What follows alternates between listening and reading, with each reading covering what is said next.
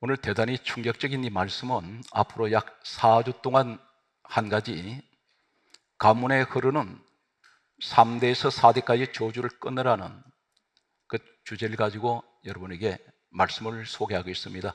미리 말씀드리지만 제 이야기는 한마디도 없고 전체 성경에서 하나님께서 말씀하시는, 참고로 말씀드립니다, 이사야 34장 16절은 너희는 여호와의 책을 읽어보라. 이는 여호와께서 그의 입이 이를 명령을 하셨고 성경을 하나님께서 명령하셔서 사람들이 기록을 했습니다.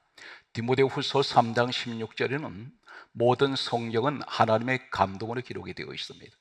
기록은 사람이 했지만 그 생각을 주관하시고 글을 쓰게 하신 분은 하나님께서 친히 명령하셨는데, 그 내용 가운데 충격적인 내용들이 들어 있습니다. 이 땅에 자녀를 두신 모든 부모님들의 평생 소원이 한 가지가 있습니다. 기도하실 때마다 빠뜨리지 않는 그 기도는 자녀의 축복을 빌고 있다는 사실입니다. 그런데 역설적으로 이 부모의 죄 때문에 3대에서 4대까지 죄의 저주가 흐르는 가정이 있습니다. 정반대의 현상이 나타날 때가 있습니다. 여러분 가정에 내 몸을 통해서 태어난 이 자녀들이 대단히 똑똑합니다. 명문대학도 나왔습니다. 대단히 영리합니다. 어디다가 이 아이를 내놓아도 손색이 없는데 하는 일마다 되지 않습니다. 직장이 좀 안정이 됐다 싶으면 또 엎어져 버립니다. 사업이 뭔가 될 것 같더니 또 실패해 버립니다. 가정이 파탄이 나버립니다. 왜 그렇습니까? 여러 가지 원인이 있겠습니다. 그러나 가장 오늘 이 시간 중요한, 하나님께서 말씀하신 원인이 있다는 것입니다. 교회 봉사가 대단히 중요합니다. 오랫동안 교회 다니셨는데 중요한 것은 냉정하게 생각하십시오. 당신은 교회를 나올 때 쇼핑하러 나오십니까? 백화점 쇼핑하듯이 구경하러 나오십니까? 아니면 정말 내가 예수 그리스도로 말미암아 나는 구원을 받았기 때문에 오늘 예배를 통해서 하나님께서 영광 돌리러 나오셨습니까? 교회를 다니는 것이 능사가 아니라 예수를 믿어야 합니다. 교회 다닌다고 해서 구원이 있는 것이 아니고 예수를 믿어야 구원이 있습니다. 진정으로 예수를 제대로 믿는다면 어떤 모습이 될까요? 육신적인 유전이 있고 영적 유전이 있습니다. 육신적인 유전병이 있습니다. 우리 몸에는 학자들이 말하기를 10,000가지 이상의 질병이 이 작은 체구에 발병한다고 말합니다. 암 종류는 수백 가지입니다. 그런데 이 암이 유전이 되고 있습니다. 모든 암은 여러 가지 원인이 있습니다. 그런데 그 가운데 특이한 것은 모든 암은 유전이 된다는 것입니다. 부모님이 유방암을 가지고 있었습니다. 그런데 병력이 있는데 그 딸이 유방암에 또 고통을 받습니다. 병원에 가면 반드시 물어보는 것이 있습니다. 집에 부모님 가운데 암 환자가 있었습니까? 아니면 형제 가운데 있습니까? 심지어 친척까지 다 물어봅니다. 그것이 병이 유전되기 때문입니다. 나중에 부모님이 내 자식이 내가 앓고 있던 이 병 때문에 유전이 됐다는 사실을 알았을 때 그 자녀를 볼 때 미안해 합니다. 부모 잘못 만나서 이런 병을 나한테 유전시켰다고 부모님은 자책을 합니다. 마찬가지로 죄가 유전되는 사람이 있습니다. 그것이 어떤 것일까요? 오늘 첫 번째 시간입니다. 저는 대단히 이 말씀을 어제 저녁에 받고 충격을 받고 교회를 오랫동안 다니시는데 이게 끊어지지 않는 가정이 있습니다. 출애굽기 20장 4절 말씀을 먼저 소개합니다. 하나님께서 이렇게 말씀합니다. 우상을 만들지 말고 하늘에 있는 것, 땅에 있는 것, 땅 아래에 있는 것, 물속에 있는 어떤 형상도 만들지 말고, 이렇게 말씀하십니다. 여러분 가운데 여행하시다가 여러 가지 형상, 회개망측한 그런 형상을 가진 그런 걸 사서 집에 소장하고 있는 분 계실지 모릅니다. 때로는 금으로 만든 금돼지도 있고 거북이도 있습니다. 코끼리 형상도 갖다 놓았습니다. 이 내용은 다음 주 시간에 이 영적 흐르는 내용이 있습니다. 다음 주에 말씀을 드리고, 성경 말씀을 이렇게 강조합니다.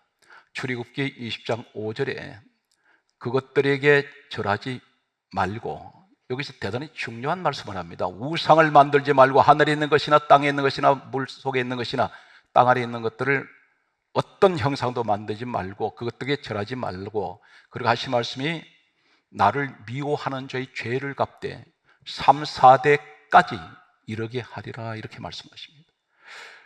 우상을 섬겨버리면 하나님을 미워하는 죄를 짓습니다. 단순한 우상을 섬기고 절하는 것이 문제가 아니라 하나님 보실 때 너는 나를 미워하는구나, 이것이 하나님을 미워하는 죄가 되기 때문에 하나님께서 말씀합니다. 죄를 갚되 죄값을 3, 4대까지 이르게 하리라, 이렇게 말씀합니다. 우리는 모르고 있는데 어릴 때, 지금 어쩌면 내 할아버지 할머니가 무속인을 찾아다니면서 자식 잘되게 해달라고 우리 이름을 무속인들한테 적어놓게 합니다. 어쩌면 사찰에 내 이름이 거기에 올라가 있는지 모릅니다. 우리는 전혀 모르고 있습니다. 성경 말씀은 똑같이 이렇게 또 말씀합니다. 신명기 5장 8절에서 9절에 말씀하시기를, 똑같은 말씀을 반복을 하셔서 강조하신 내용이, 우상을 섬기지 말고 우상을 만들지 말고 하늘에 있는 것이나 땅에 있는 것이나 땅 아래에 있는 것이나 물속에 있는 어떤 형상도 만들지 말고 그것들에게 절하지 말라. 그러면서 하실 말씀이 나를 미워하는 자에게는 3, 4대까지 내가 죄값을 치르게 하리라, 이렇게 말씀합니다. 죄를 갚겠다고 말씀합니다. 이건 저주입니다. 그런데 성경 말씀을 보게 되면 우리에게 대단히 중요하신 말씀을 하십니다. 신명기 27장 15절에 우상을 섬기는 자는 저주를 받으리라, 이렇게 말씀하셨습니다. 이 말씀을 제가 받아서 준비를 하는 동안에 오래전에 한 사건이 갑자기 떠올랐습니다. 제가 기도를 했습니다. 하나님, 이 사실을 이야기해도 될까요? 오늘 이 말씀을 전하게 하시는 것도 하나님께서 허락하신 줄로 믿고, 제가 오래전에 겪었던 한 사건을 소개합니다. 집회를 하고 있는데 목사님 한 분이 찾아오셨습니다. 그리고 간곡하게 부탁하기를, 목사님, 우리 교회에 성도가 있는데 이 집에 귀신이 있습니다. 그런데 그 어머니가 유방암으로 죽고 딸이도 유방암으로 또 지금 사경을 헤매는데, 아들 하나 가장 유명한 명문대학교 나온 이 아들이 정신병에 들어버렸습니다.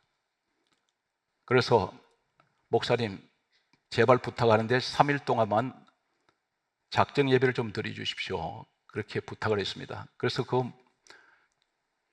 가평에서 제가 동대문까지 사흘 동안 다니는데, 그 목사님하고 그 가족들이 있는데 구중궁궐이었습니다. 4대 문 안에 이시조선 때 대단한 권력가 집안이었습니다. 문을 여러 개를 열고 기와로 만든 집인데 아주 오래된 고택이었습니다. 들어가는 순간 캄캄한 어둠이 덮고 있는 것을 제가 보면서 이 집이 완전히 흑암이 덮었구나 하는 생각을 가졌는데, 예배를 드리는데 정신병 들인 이 아들은 한쪽 구석에 웅크리고 앉아있고, 유방암 걸린 딸은 병원에서 오지도 않고, 이틀째 날 주방에서 가정부가 뇌진탕으로 쓰러져 버렸습니다. 유일하게 남은 사람은 아버지 한 사람밖에 없었습니다. 이 집이 우상을 엄청나게 섬긴 집안이었습니다. 아직도 부적이 그때 사방에 붙어 있었습니다. 결국은 이 딸도 세상을 떠났고 그 집안은 완전히 몰락해 버렸습니다. 우상을 숭배하면 하나님께서는 3, 4대까지 그 죄값을 묻는다고 말씀하시는 이 내용은 오늘 우리에게 대단히 중요한 말씀을 하고 있습니다. 성경 말씀을 소개합니다. 시편 106편 28절에 보게 되면 바알볼, 이 귀신과 연합을 하여 죽은 자에게 제사한 음식을 먹어서, 이 말씀 죽은 자는 우상입니다. 우상은 죽은 자입니다. 바위에 조각을 해서 형상을 만들어 놓았습니다. 우레탄을 가지고 인간들이 형상을 만들어 놨습니다. 썩은 고목나무에다가 거기다가 끈으로 묶어놓고 전부 치렁치렁 감아놓고 거기 절하고 있습니다. 음식을 차려놓고 있습니다. 이러한 죽은 자에게 제사한 음식을 먹어서 성경 강조합니다. 시편 106편 29절에 말씀하시기를 다음과 같이 말씀하십니다. 그 행위로 주를 경록해 함으로 말미암아 재앙이 그 중에 크게 유행하였도다, 이렇게 말씀하고 있습니다. 이 말씀이 무슨 말씀이냐면 우상 숭배하면서 거기서 엎드려 가지고 고사나 지내고 그 음식을 먹는 자들은 하나님 보실 때 주를 경록히 하신다고 말씀합니다. 그러면서 재앙이 그 중에 크게 유행한다는 말이에요. 이 유행이 어떤 것입니까? 혹 여러분 이러한 사실을 목격하신 적이 있습니까? 유행이란 말은 항상 아무 때나 오는 것이 아닙니다.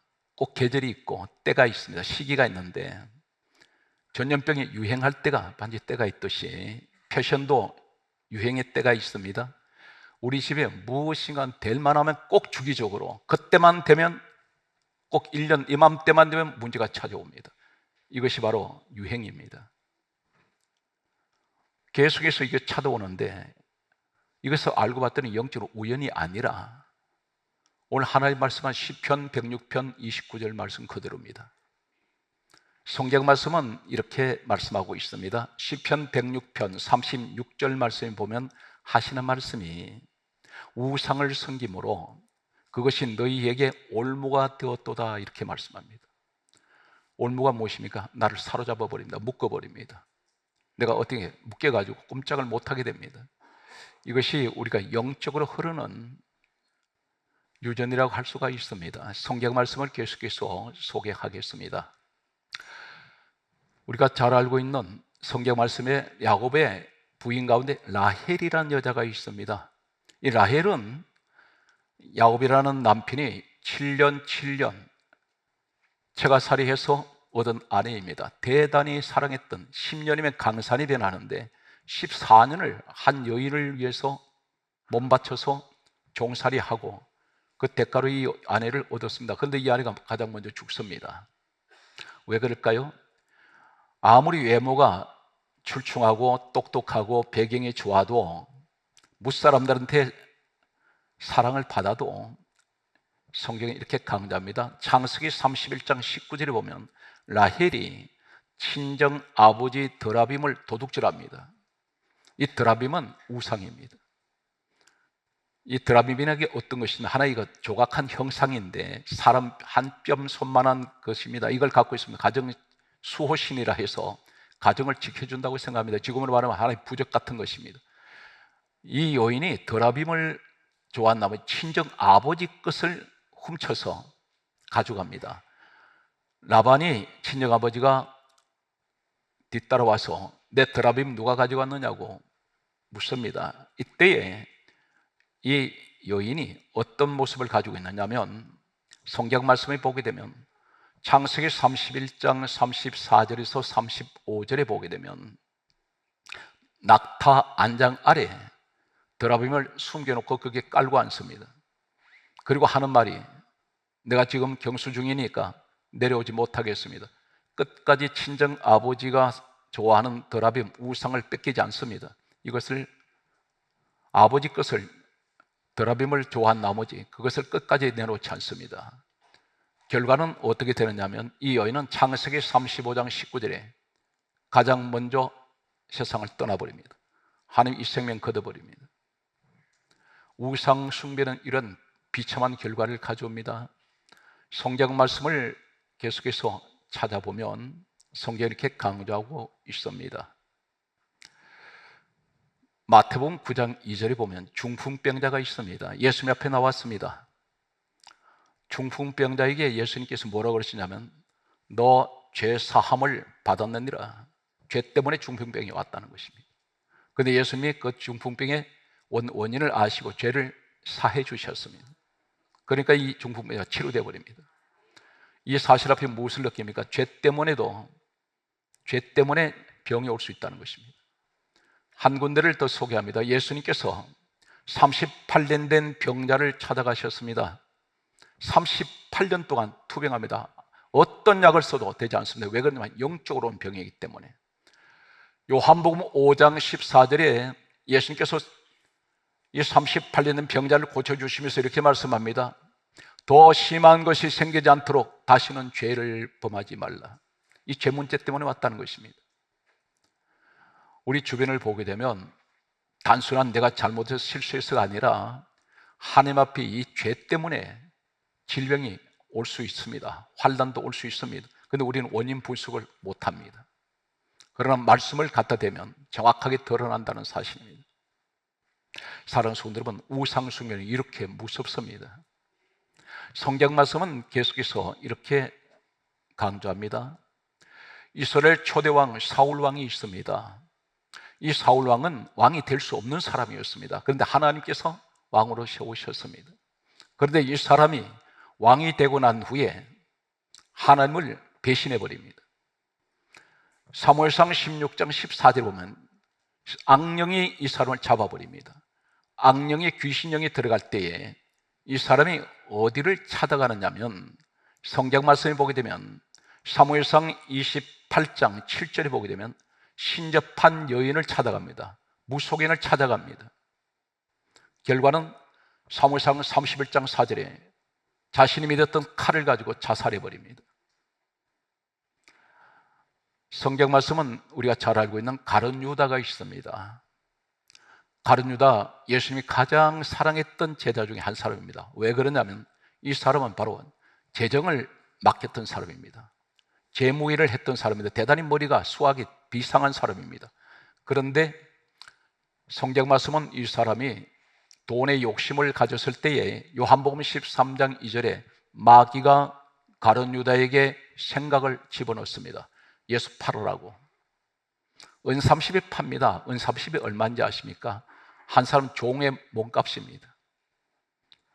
그런데 마귀가 생각을 넣더니 오늘 여기서 대단히 중요한 것은 생각 관리를 잘 하셔야 됩니다. 왜 그렇습니까? 내 생각이 부정한 생각이 되면 모든 게 부정하게 보입니다. 그러나 환경은 똑같은데 내 생각이 긍정적이면 모든 게 다 긍정적이에요. 이 생각 관리를 잘해야 되는데 생각을 통해서 누가 들어가냐? 마귀가 들어갑니다. 그런데 여기서 요한복음 13장 27절에 사단이 그 속에 들어간지라 이렇게 말씀합니다. 마귀는 생각을 통해서 예수님 죽이라는 생각을 넣게 되고 그 생각을 계속 갖고 있더니 마귀가 바로 들어갑니다. 들어가더니 결국은 어떻게 됩니까? 예수님 은삼시 팔았는데 마태복음 27장 5절에 보면 스스로 목매달아 자살해 버립니다. 오늘 여기 이 자리에 나는 지금 몸은 교회에 나와 앉아 있고 예배는 드리는데 늘 마음에 곤고한 사람이 있습니다. 자살 충동을 느끼는 사람이 있습니다. 비관적인 생각을 하는 분들이 있습니다. 제 눈에도 그렇게 보인다는 사실입니다. 자해를 하는 사람들이 있어요. 이것이 내 생각일까요? 성경 말씀을 보게 되면 마가복음 5장 5절에 군대 귀신 들어간 자가 성경이 이렇게 강조합니다. 밤낮 뭘 하느냐면 돌로 자신의 몸을 해치고 있습니다. 이게 자해입니다. 반드시 자해의 배후에는 귀신이 있습니다. 이게 성경에서 말하는 영적인 사건이라는 것입니다. 하나님이 이걸 증명하고 계세요. 왜 우상 스님은 전부 다 자살하고 먼저 단명합니까? 성경 말씀에 여기서 보면 자해를 하는 사람들, 그러면 어떤 자해가 또 있습니까? 정신적인 자해를 하는 분들이 있습니다. 나는 안 돼. 나는 앞으로 더 이상 희망이 없어. 비관하는 사람들, 그런 생각 갖지 마십시오. 정상적인 생각이 아닙니다. 예수님을 바라보시기 바랍니다. 왜 그렇습니까? 예수님이 이렇게 말씀합니다. 무엇인지 믿고 구하는 것은 받은 줄로 믿어라. 믿고 구하면 다 받은 줄로 믿으라 했습니다. 무엇이든지 말했습니다. 빌립보서 4장 6절에 아무것도 염려하지 마라. 오직 기도와 간구로. 너 염려가 있으면 기도하라는 것입니다. 그러면 모든 지각에 뛰어나신 그리스도의 평강이 너 마음을 지켜주실 것이라 했습니다. 이 사실 믿습니까? 베드로전서 5장 7절에 말씀합니다. 모든 염려를 다 주께 맡기라 했습니다. 그러면 사실 말씀이 이는 그가 너희를 돌보신다 했습니다. 그런데 왜 죽으려고 하세요? 왜 절망합니까? 왜 실패합니까? 인생을 살아가는 동안에 평생에 수없이 넘어집니다. 내 손가락을 세울 수 없을 만큼 넘어질 수 있습니다. 그러나 주님은 너 몇 번 실패했느냐 묻지 않습니다. 중요한 것은 너 내 앞에 똑바로 서. 그럼 내가 너 책임질게. 내 인생은 내가 사는 것이 아니라 우리 주님께서 함께 하시는 것입니다. 그래서 바울이 이렇게 고백합니다. 내가 그리스도와 함께 십자가에 못 박혔나니 그런데 이제 내가 사는 것이 아니요 내 안에 그리스도께서 사시는 것이라. 우리 주님은 이 땅에 살리러 오셨습니다. 한 번도 죄인을 외면하지 아니하셨어요. 마지막 운명하실 때 십자가에 달린 광도에게도 내가 오늘 나와 함께 낙원이 있으리라. 마지막 숨지시는 순간까지도 전도하셨습니다. 오늘 사랑하는 성도 여러분, 성경 말씀은 이렇게 강조하고 있습니다. 철저하게 우상을 버리시기 바랍니다. 우상을 계속해서 그것을 끼고 다니면 내 자식 3, 4대까지 그렇게 살아가는 내 손자, 정손녀, 정손자까지도 부모의 이 우상 섬긴 죄가 그대로 흘러내려간다는 것입니다. 그러면 어떻게 해야 되겠습니까? 어설프게 신앙생활 하시면 안 됩니다. 당대가 될수록 나는 하나님 우리 집안에서 내가 처음 예수 믿습니다 할 때는 불같이 믿으셔야 됩니다. 기도도 더 적극적으로 하세요. 예수님께서 이렇게 말씀하셨습니다. 베드로에게 뭐라고 말씀한? 시몬아, 사단이 너를 밀가부로 하리라. 이 말씀이 무슨 말입니까? 베드로가 수제자 중에 수제자입니다. 그런데 사단이 가지고 논다는 거예요. 근데 밀가부로는 뭡니까? 키를 가지고 칠 때에 올라갔다 내려갔다 가지고 놀아버립니다. 우리는 이 사단마귀가 장난감 같이 취급할 수가 있습니다. 그것이 무엇입니까? 교회만 왔다 갔다 하는 신앙 됐다가는 사단마귀한테 언제든지 우리가 당할 수 있습니다. 항상 기도하고 늘 예배 열심히 드리며 믿음 생활 온전하게 하실 때에 이것이 떨어져 나갑니다. 한 가지 사랑하는 성도 여러분, 우리가 똑같은 불을 얘기할 때 라면을 끓이는 불이 있고요, 쇠를 녹이는 불이 있습니다. 내 몸에 덕지덕지 붙어있는 이런 온갖 더러운 것들이, 예를 들면 시골에 가면 뒤편에 농사를 짓다가 방치해둔 호미라든가 꽃갱이 이런 것들이 있습니다. 그런데 오래되다 보니까 녹이 잔뜩 썰었습니다. 그런데 그것을 아무리 두드려도 떨어지지 않습니다. 그런데 대충 불에다 넣었다가 꺼져버려도 안 떨어집니다. 완전히 벌겋게 달군 용광 같은 불 속에 집어넣었다가 나오면 다 떨어져 버립니다. 우리 신앙생활이 열정적인 신앙을 가질 때에 반드시 원수마귀는 결코 여러분 가까이 하지 않을 것입니다. 이 땅의 구원이 어디 있습니까? 성경 말씀을 보게 되면 사도행전 4장 12절에 이렇게 말씀합니다. 다른 이로서는 구원을 얻을 수 없나니 천하 사람 중에 구원 얻을 만한 이름은 예수 외에는 주신 일이 없습니다. 예수밖에는 구원이 없습니다. 성경 66권을 쥐어짜십시오. 쥐어짜면 예수밖에 안 나옵니다. 여기 이단이 나올 수가 없습니다. 한 가지만 제가 말씀을 드립니다. 골로새서 1장 18절의 말씀을 보게 되면 예수님을 가리켜 근본이신 예수 그리스도로 말씀합니다. 근본이라 말은 이 신약 성경은 원문이 헬라어로 되어 있습니다. 아르케입니다. 근데 이 아르케가 어디 있느냐면 요한복음 1장 1절에 태초에 말씀에 계시니라, 이 태초가 아르케입니다. 다시 말씀드려서 예수가 태초란 말입니다. 그런데 성경 말씀에 창세기 1장 1절에 태초에 하나님이 천지를 창조하시니라, 구약 성경은 히브리어로 되어 있는데 이 태초, 구약의 첫 시작이 창세기 1장 1절은 태초로 시작되는 이 헬라로 말씀드리면 예수로 시작한다는 것입니다. 그래서 끝이 어떻게 됩니까? 요한계시록 22장 18절 이하의 마지막 절에 가면 어떻게 기록됩니까? 주 예수의 은혜가 모든 자들에게 있을지어다. 아멘. 여기서 예수를 끝나버립니다. 예수로 시작해서 예수로 끝나는 것이 성경입니다. 사랑하는 성도 여러분, 예수님 친히 이렇게 말씀합니다. 요한복음 14장 6절에 내가 곧 길이요 진리요 생명이니 나로 말미암지 않고는 아버지께로 올 자가 없느니라. 예수님이 아니면 천국에 갈 수가 없습니다. 바로 우리의 중보자 되시는 예수 그리스도.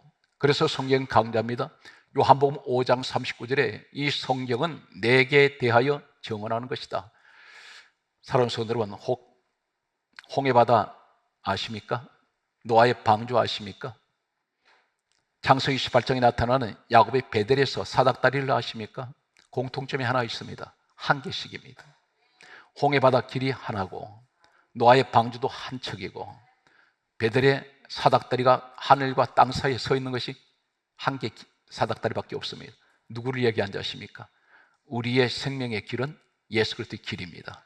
예수님이 홍해바다 길이 되십니다. 그 길은 하나님이 만드신 길이에요. 그 길 건너가야 구원이 있습니다. 그 길 건너가야 하나님 지켜주십니다. 여기에서 사닥다리 올라가는 하늘문이 열린 이 사닥다리가 바로 우리 예수님이 그 사닥다리 길이 되신다는 것입니다. 노아의 방주, 바로 예수 그리스도를 말씀합니다. 오늘 사랑하는 성도 여러분, 이제 말씀의 결론은 우리는 항상 주님을 붙들고 주님을 떠나지 마십시오. 이 세상에 의지할 곳이 없습니다. 반드시 시한부입니다. 순간에 지나지 않습니다. 그러나 영원하신 분은 우리 주 예수 그리스도밖에 없습니다. 그래서 오늘 이 저주가 오는 이 죄 문제는 어떻게 해결됩니까? 요한일서 1장 7절에 예수의 피가 우리를 모든 죄에서 깨끗하게 하셨습니다. 거기에 따르십시오. 주여, 거기 하세요. 주여, 나는 예수 그리스도 피로 모든 저주가 끝이 났습니다.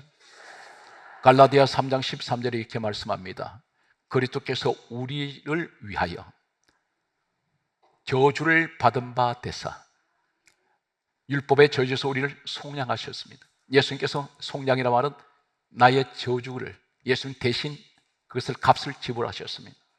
이것이 예수님의 십자가 사건입니다. 오늘 마지막 말씀의 결론은 히브리서 9장 12절에 예수의 피가 우리를 영원히 우리 죄를 속죄했습니다. 영원히 속죄되었습니다. 이제는 주 안에서 주변에 아직도 집안 식구들이 우상을 섬기고 있다면 3, 4대 망하는 것을 보려고 하십니까? 자손들을 사랑한다면 우상 섬기지 마십시오. 단호하게 말씀하실 수 있는 여러분 되시기를 주 예수 이름으로 축복합니다.